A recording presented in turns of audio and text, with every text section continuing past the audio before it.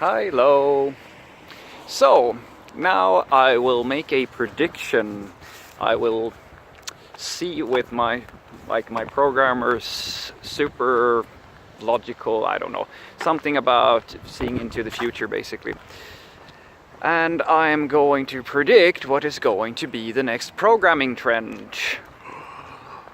And my guess is, or my premonition is, that the next thing that is going to break through in the IT world is an obsession with system level languages. Now just hear me out before you go, oh, I don't know. So right now there is a few hints that I bring with me when I make this deduction.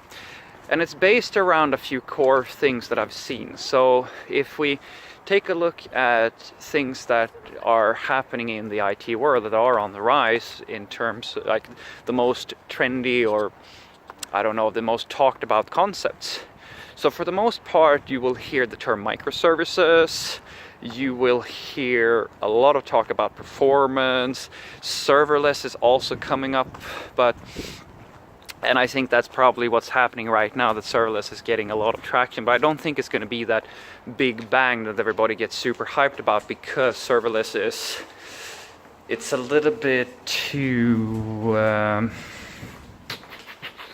don't know, it's not cool enough. I know it sounds so silly, but it's not this.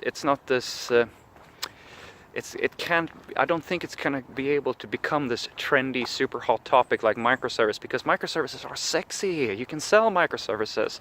It's much more sexy than what serverless is all about. So if we think about those things, and then we have notice that some of the most hyped languages right now are Rust, and Go is also on the rise, and these are system level languages. And on top of that you have now Kotlin, who is, that's obviously Android for right now, but they are looking into doing binary compilation, and Swift is also looking into supporting the language on multiple platforms. So we take these things into account, and then we have a look at the biggest obsession in front-end development, which is right now how to make React faster to optimize for performance. We're constantly talking about load times of web pages and performance and so forth. And this, I know it sounds silly, but like, even though I think that the performance in terms, and we were talking about a lot of load times and all of that good stuff, that has absolutely nothing to do with system level languages. But just hear me out. I think that just the phrase or the term performance and being obsessed with performance, it's an adjacent concept to what I'm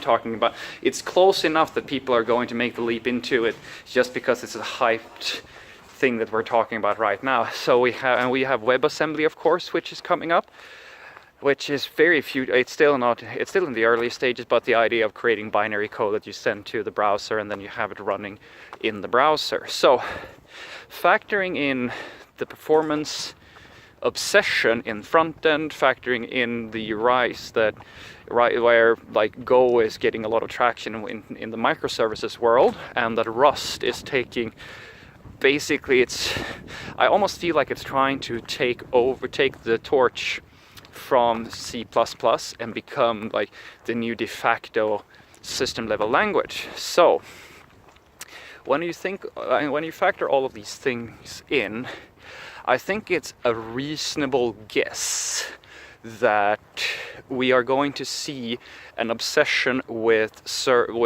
system level languages very soon. I'm pretty sure that and I think that Go and Rust are probably going to lead that charge. They are bringing if they play their cards right, and I've been talking about this, especially Go. Go has a lot of potential to completely dominate the way that we do microservices and basically web servers. It has, if Google play their cards right, and for the most part they do, I think that Go can become that de facto standard. And Rust, I'm very keen to see where Rust is going to go with all of this, because they have some really cool stuff as well.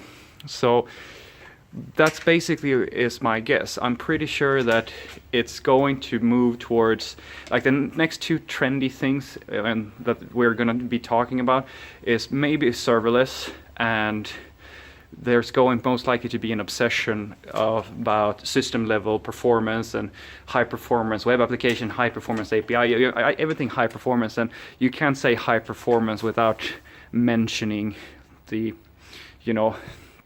system level languages, because that is in essence as high performance as you're going to get when you're making, when you're creating computer programs.